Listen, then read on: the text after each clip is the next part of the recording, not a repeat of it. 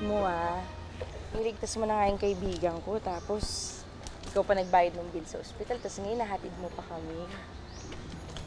Gusto ko lang makasiguro na makakauwi kayo na maayos. Naghanap ka ba ng girlfriend? Kasi alam mo, available ako.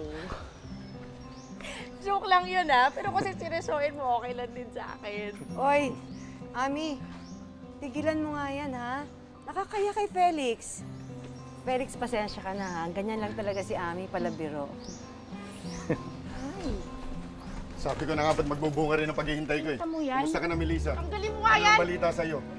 Bakit bigla ka na lang nawala? Nagkausap na ba kayo ni Roberto pagkatapos na hindi matuloy ang kasal ninyo? O ikaw naman, kailan mo titigilan yung kaibigan ko? Titigil lamang ako pag pumayag na si Melissa na magpa-interview sa akin. Ganun! Pwede ba tumigil na kayo? Maawa naman na kayo sa amin. Sayang naman ang pinunta namin dito, no? Melissa, sige na. Kahit short interview lang. Dali, nakikiusap kami. Sige na, umalis na ako kayo. Sige, pumasok na ako kayo sa loob. Sige na. Pare, huwag kang makialam dito. Nakikiusap na, umalis na kayo! Ha? Ay!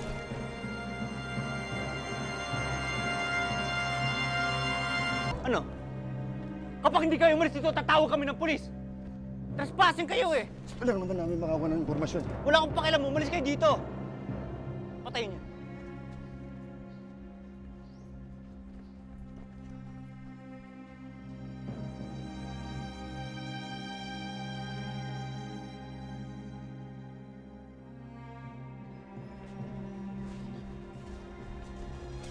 Pasensya ka na, Felix, ha?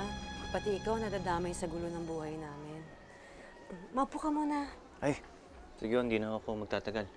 So nga pala, ito yung card ko. Tawagan niyo na lang ako pag may kailangan kayo. Balang araw, makakabayad din kami ng utang na loob sa'yo. Huwag niyo na isipin yun.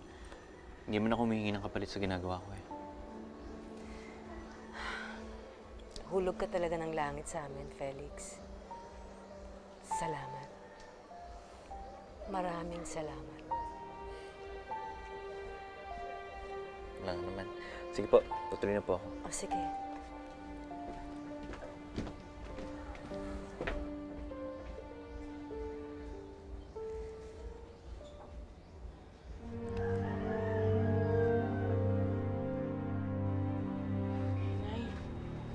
Mauna na po ako. Sige, salamat. Ami, mag-iingat ka. Melissa, balik na lang ako bukas, ha?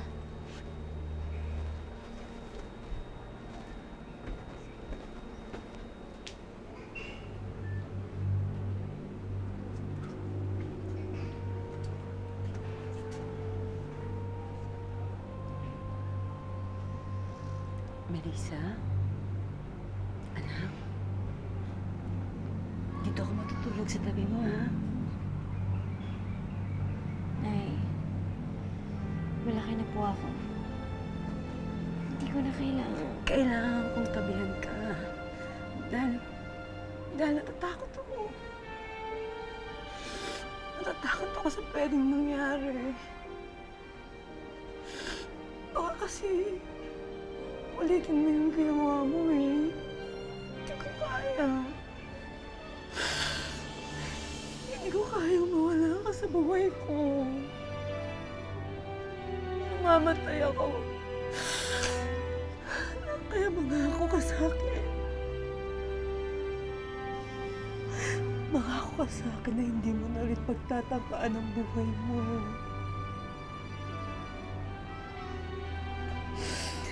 Nay, Mangako ka sa akin. opo. Hindi mo na ulit gagawin yung bagay na yun, ha?